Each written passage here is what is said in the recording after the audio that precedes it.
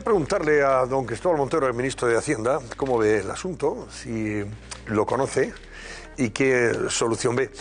Don Cristóbal, buenas noches. Buenas noches. Sí. Usted cuando le hablan de hombres de negro se acuerda de aquellos que querían mandarnos, ¿verdad?, en la etapa de la crisis financiera. Es una forma de hablar. Y temblábamos. Hombres de negro no veo muchos, con una delegación presidida por una europarlamentaria, o sea, por eso decía que hombres, o sea... No, hay que decir hombres y mujeres de negro. Todo, por eso, claro. Y tampoco los he visto de negro, tampoco en ese sentido. Que no son las mismas delegaciones de lo que fue antaño, en absoluto. Bueno, en primer lugar, déjeme que agradezca ante todos los telespectadores la invitación, esta amabilísima invitación, ¿no?, que para mí, pues es que ya no saber cómo no puedes decir que no. Y luego felicitarle por el programa, Antonio, porque hace pocos días celebraban... Llevamos este mes celebrando, efectivamente, el 10º aniversario. 10º aniversario, tiene mucho mérito. Sí, yo creo que aguantar 10 años. Están en los medios de comunicación, saben lo que eso significa mucho mejor que yo. Tiene mucho mérito que realmente estén haciendo capaces de cumplir de esa manera, ¿no? O sea, y lo que significa el compromiso, en definitiva, con la información cada día.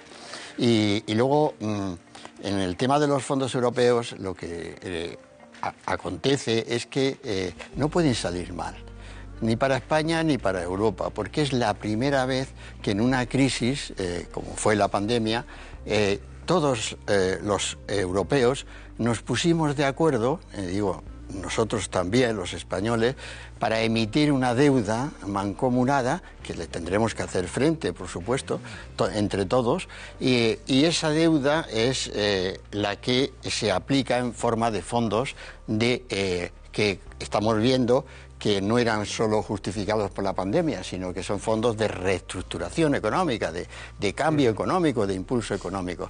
Y por tanto, es que es fundamental que salga bien para todos. Ya, es fundamental que salga bien, pero... que salga bien para todos, para Europa, o sea, quiere decir... Pero, don Cristóbal, aquí la queja de los empresarios, precisamente, es que dice que no está llegando a la economía real. No van... claro, no hay transparencia. Es que en principio, lo que hizo el gobierno fue un mal planteamiento. Se llegó a plantear que esto lo iba a distribuir Moncloa, ¿se acuerdan? Claro, cosa. Realmente quiero decir, como Moncloa no tiene estructura ni tiene funcionariado, por eso decía, pero por Dios, o sea, quiero decir, claro, esto lo tiene que estar controlando el Ministerio de Hacienda y en ese sentido, luego en un país tan política y administrativamente descentralizado como es España, tienen que participar todas las administraciones y toda la sociedad civil a través de la COE, a través de los sindicatos. Es decir, esto es un gran proyecto nacional y en ese sentido hay que buscar que concurran todas, ¿no?, que haya toda la coincidencia y en ese sentido todas las explicaciones. Pero es evidente que vamos lentos, o sea, eso está claro, o sea... y en eso, pero también insisto en que tiene que salir bien, porque esto no es un asunto español, esto es un asunto absolutamente de toda Europa. Sería terrible que la primera vez, que es un paso histórico, la emisión de deuda mancomunada, pues no se había hecho nunca, que son los eurobonos, o sea, aquellos que se estaban demandando en situaciones pasadas, etcétera. Y en ese sentido, por eso yo estoy convencido de que va a salir bien, o sea, va a ser una operación. Oiga, señor Montoro, cuando usted oye que el gobierno actual tiene un superávit en cuanto a recaudación en Hacienda, o sea, por encima de la recaudación extraordinaria, vamos, pero vamos, gracias a la subida de los precios, gracias al IVA, etcétera. Gracias. No sé si 30 y tantos mil millones de euros. ¿Usted consiguió recaudar por encima de lo que había presupuestado? En mi primera etapa de ministro de Hacienda, sí, claramente. Teníamos un modelo de crecimiento económico en nuestro país, que era un modelo donde la economía crecía entre un 3 y un 4% y los IPCs estaban en torno al 2%, con lo cual la recaudación crecía en torno a un 9, un 10% interanual respecto del año anterior. Entonces yo presentaba presupuestos y la oposición, en aquel momento la oposición socialista, me criticaba que superaría la recaudación. Es decir, existió ese tiempo. Entonces, por cerrar el déficit, porque el déficit lo cerramos ya precisamente en España en el año 2003 y para el 2004. O sea que hay que dar unas décimas que en realidad fueron ajustes de contabilidad nacional.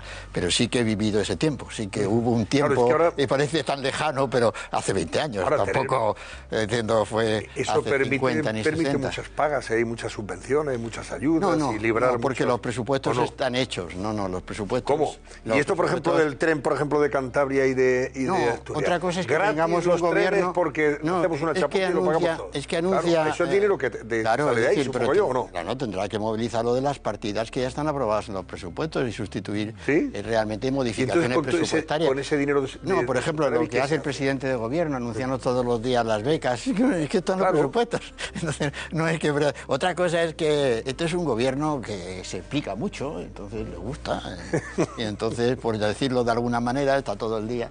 Y además es un gobierno en ese sentido pues muy diferente de lo que hemos vivido, porque se explica mucho en la parte de gasto y va a reducir el déficit público. Ya veremos ahora cuando dentro de un mes nos digan cuál ha sido la reducción del déficit público el año pasado, pero va a ser importante. ¿Qué se hace entonces con esos 30 y tantos mil millones de superávit que la señora Montero ha conseguido gracias, fíjese qué paradoja de la vida, a los precios más altos, los IVAs y al avance también de la eficacia de la aplicación de la legislación tributaria, de la lucha contra el fraude fiscal. Algo influye también, claro. Pero son 30 mil millones. ¿Y ahora qué se hace con ese dinero? En este país, muchísimo. Si eso no está en los presupuestos ya o no está eso presupuestado. No. Lo que tendrán que hacer modificaciones presupuestarias y en todo caso utilizar las partidas correspondientes en ese rango, en ese ministerio. Con lo cual, eso es, pero quiere decir que hay mucho dinerito para dar y regalar en un año electoral. ¿O no? Lo que significa un presupuesto es, lo que establece un presupuesto es un límite al gasto. Un límite al gasto y la concreción de dónde se va a gastar. Ese es el presupuesto. Y en términos de ingresos, de impuestos, lo que hace es una previsión.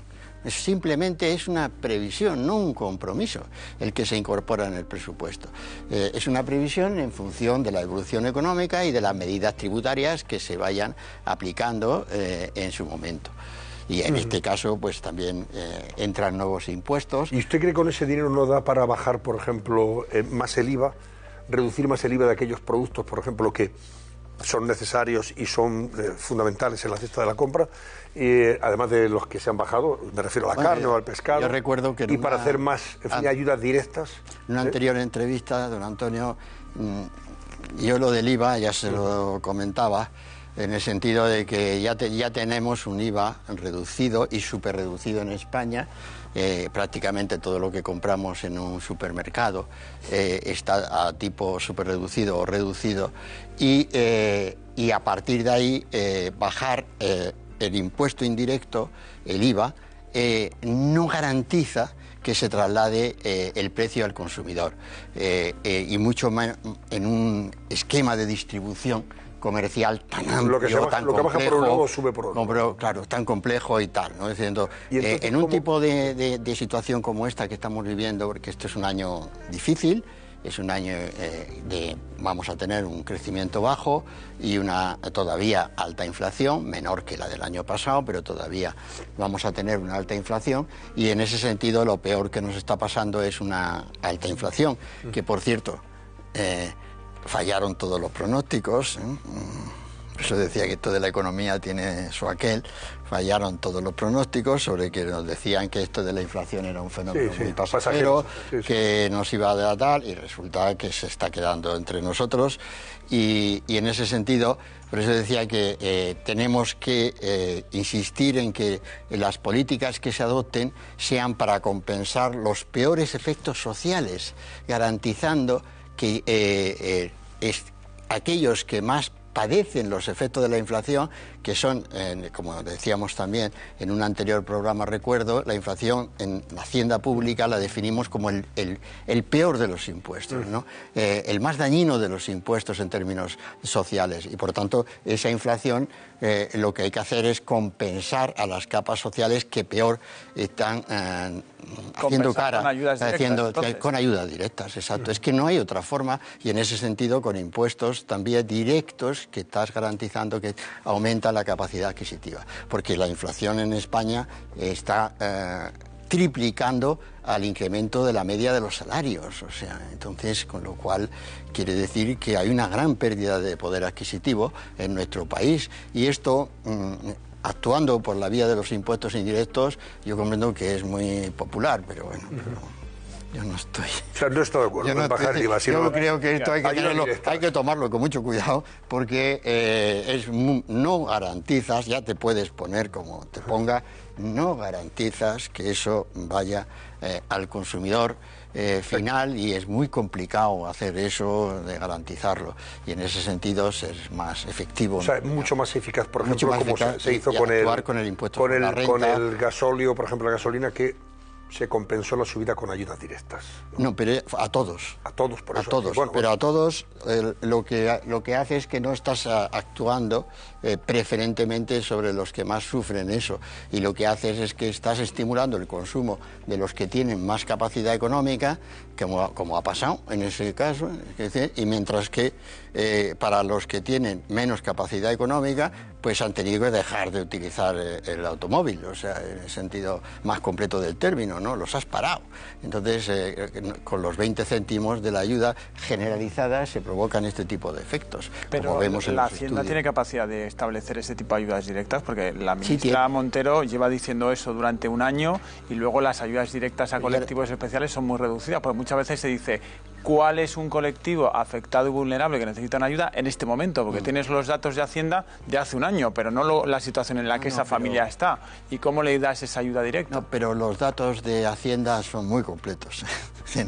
Tienes toda la radiografía económico-social del país, toda. Entonces, y en ese sentido, y además digitalizada, o sea, quiere decir con capacidad tecnológica aplicada, y en ese terreno sí que se puede actuar, ¿no? Y en ese sentido también se puede identificar a todos los sujetos económicos, todos los sujetos pasivos. Y déjeme que diga algo también de la economía, que es que si no, quiero decir, cuando se habla de la resistencia de la economía española, eso tiene, en mi modesta opinión, una clave, pero es que no se resalta esa clave, ¿no? Diciendo, la clave es la balanza de pagos.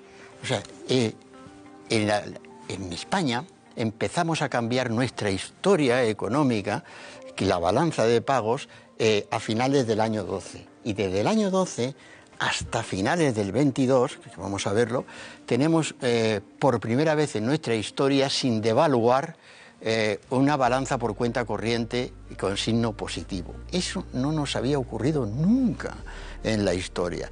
Y eso lo que nos está indicando es que somos un país que las empresas españolas están en el mundo, están invirtiendo, están exportando. Estamos exportando no solo bienes, incluidos los agroalimentarios, estamos exportando servicios,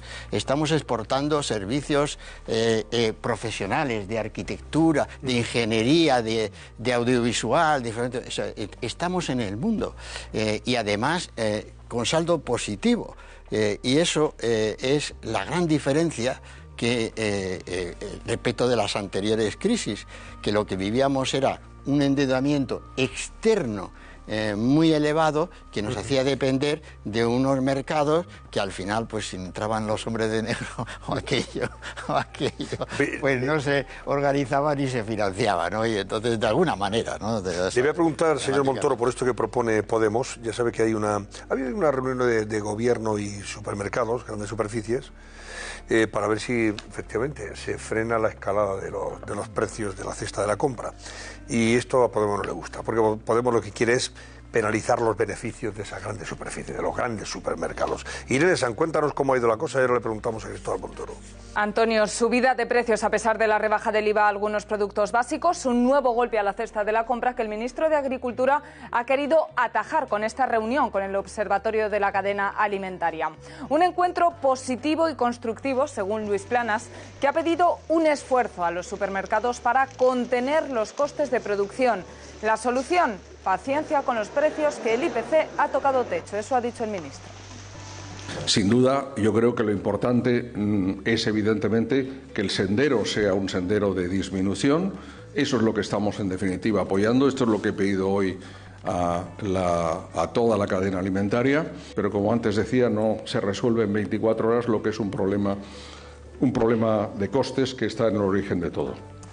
Bueno, Podemos, como comentaba Antonio, critica que Planas negocie con los supermercados, unos saqueadores que deberían reducir sus beneficios según los morados. Y en el Partido Popular, los populares exigen al Gobierno que extiendan la rebaja del IVA a la carne, al pescado y a las conservas y lamentan que intervenir los precios es algo que nunca sale bien.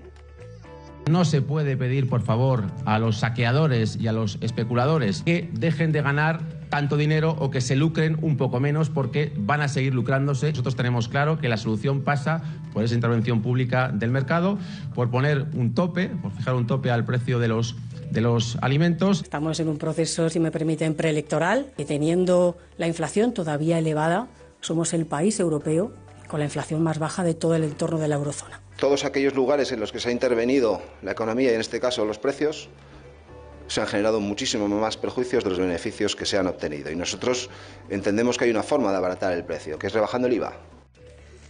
Bueno, usted no está de acuerdo con esto de rebajar el IVA, ya no lo ha dicho. No, pero está de acuerdo con intervenir los precios. Como... No, pero es que es lo que gusta en ese sentido. Por eso decía, yo doy mi modesta opinión en ese sentido. quiere decir, por cierto, que también habiendo vivido la experiencia, ¿no? De que a mí también me decían baja el IVA, tal, de la entrada a los espectáculos y tal, y al final, pues, los espectáculos cuestan lo que cuestan, y es decir que en ese sentido no hubo rebaja de eso. Pero quiero decir, otra cosa es, cada uno está en su papel. No, pero es un problema para España que haya un gobierno que lo que haga es criticar a sus empresas continuamente. Eso sí que es un problema. Y un problema de credibilidad y de pérdida de confianza. Es que no puede ser. O sea, esto que estamos viendo, yo no recuerdo una etapa en nuestra democracia donde esto ocurriera, ¿no? Ustedes que están en los medios, yo simplemente no la recuerdo. Quiere decir que hagas política a base de criticar y censurar a tus empresas, a las empresas multinacionales que están actuando en tu país, realmente que están invirtiendo, que están generando empleo, que están generando riqueza. Entonces, y eso es lo que estás criticando. Y eso me parece pues muy serio, muy grave y realmente espero que muy pronto podamos superar en nuestro país, en un año como este, elecciones. Lo que pasa es que tenemos el gobierno que ciertamente pues está ahí prisionero de unos populismos que ya se sabe a dónde van, o sea, y dónde han ido en todas las partes del mundo donde se han aplicado. Bueno, la última, la última la hace Paco. Bueno, Rosa, venga. Yo quería hacer una reflexión un poco más de las medidas concretas. Puede haber discrepancias, si hay que deflactar la inflación, si hay que bajar el IVA o hacer otras decisiones de ayudas directas, o realmente eliminar algunos impuestos medioambientales que están repercutiendo negativamente, como el impuesto al plástico, en las grandes superficies o digamos a los fertilizantes y la agricultura, etcétera, etcétera. A mí me gustaría conocer una mayor perspectiva. Usted ha tenido, ha tenido que gestionar dos herencias, que fue, por un lado, la herencia de Felipe González, en un puesto distinto, luego la herencia de Zapatero, y ahora el Partido Popular eventualmente va a tener que gestionar la herencia de Pedro Sánchez. Usted ha gestionado dos, dicen que no hay dos sin tres, no sé si al final también de alguna manera recaban que los adultos vuelvan al terreno de juego, pero más allá de la broma, ¿qué diferencia? La broma las carga el diablo, ¿no? Pero más allá de esa circunstancia, me gustaría saber cuál es la diferencia fundamental que se encontraría el gobierno en esta tercera herencia, es decir, el legado de Pedro Sánchez en el ámbito económico con diferencia al legado de Felipe González o del propio Zapatero. Sí, son situaciones diferentes. Sí. ¿Por qué? Pues porque en los 90 el legado o la gestión del nuevo gobierno, por cierto, apoyado y sustentado en grupos nacionalistas, aunque parece que eran otros, los nacionalistas. Más moderaditos, ¿no? Yo juraría que eran hasta las mismas personas. Es decir, vamos, empezando por el señor Mas, ¿no? Que yo he negociado la intemerata, vamos, o sea que, y entre otras cosas la financiación autonómica en el 2002, donde el gobierno de Jordi Pujol pues dijo que era la mejor financiación que había tenido Cataluña en la historia. Hace 20 años de esto, no parece otra vez que parece. ¿No? Pero aquella era una situación económica y además desafiante porque no cumplíamos ninguno de los criterios para fundar el euro. Eso significaba que España tenía una alta inflación, la inflación superaba al crecimiento económico, tenía un déficit público del 7%, que luego resultó ser algo mayor, pero de todas formas un 7% y una deuda pública que también se acercaba al 70% de los criterios de Maastricht, ¿no? En definitiva, y además habíamos devaluado nuestra peseta en la última devaluación en marzo del 95, por tanto esa era una situación económica donde el paro es el 25%, en fin, es una situación muy complicada, pero sobre todo muy desafiante, como decía, porque nos echa de Europa, en el sentido de nos vamos a la segunda división de Europa, ¿no? Lo que se llamaba entonces la segunda velocidad. Eso lo cambiamos, lo establecimos con esas políticas. La segunda vuelta, el 11, es una situación diferente, porque no estamos heredando un déficit público elevado. Las administraciones públicas no han causado la crisis del 2008, ya, por supuesto, el déficit público está tremendo, me he expresado mal, e incluso no se pagan a los proveedores de las administraciones públicas, hay miles de administraciones en colapso, etcétera, pero quiero decir, el origen de esa crisis es el endeudamiento externo de España, por eso insisto tanto en que veamos cómo está la balanza de pagos, porque el 2008 lo que nos hace débiles no es que el gobierno del socialista, del presidente Zapatero, no haya registrado superávit. Teníamos un superávit en el 2007 del 2% de nuestras administraciones públicas y sin embargo entramos en una crisis terrible, en una recesión de prácticamente 5 años con una disminución de casi 4 millones. No, ahora no estamos en unas crisis económicas, estamos en unas crisis causadas por otros hechos que no son económicos. No habíamos vivido nunca una pandemia en ese sentido. Por supuesto que habíamos vivido en la humanidad pandemia, pero no una pandemia que paraliza la economía. Eso no lo habíamos vivido nunca. O sea, quiero decir, es una situación, pues eso decía, históricamente inédita, ¿no? O sea, que es lo que se ha producido. Y superpuesta por un conflicto bélico que hay que citar como causa porque está tensionando muchísimo los mercados de materias primas, de energía, de alimentación y por tanto no son causas económicas. Eso no quiere decir que todo lo que aunque no sea una causa económica, como sería el estar dentro de un conflicto bélico, no quiere decir que las actuaciones de política y de política de los gobiernos sean correctas, eso hay que valorarlo también, pero quiere decir que las herencias son diferentes, porque el punto de partida ahora será una balanza de pagos positiva. Esto es lo que yo quiero decir, realmente pongámoslo en valor. Yo comprendo que no es fácil, ¿no? Pero cada vez se publica más, se difunde más y muchas veces lamentablemente no veo que se enfatiza la gran diferencia que eso supone, porque el déficit público de España, que es muy elevado y como consecuencia ¿Le parece más fácil reversible la actual situación que la de Zapatero, por ejemplo? Las crisis no son fáciles y hoy vivimos un momento de incertidumbre muy acusado, ¿no? Y en ese sentido No me atrevería a calificarlo, ¿no? En el sentido de... Pero sí creo que los diagnósticos son diferentes, ¿no? Eso es lo que creo que hay que poner sobre la mesa, que es para actuar. Esos diagnósticos. Y también en esta crisis has tenido unos recursos, que son de lo que hemos empezado a hablar esta noche, y los recursos monetarios financieros inéditos. O sea, esto no había ocurrido nunca. Nunca había ocurrido. Imagínense en el 12, donde yo me preguntaba si había alguien allí en Europa, ¿no? En la Unión Europea, francamente lo digo ahora. Muy bien. Y esto no es ahora lo que estamos viviendo, sino una situación completamente distinta.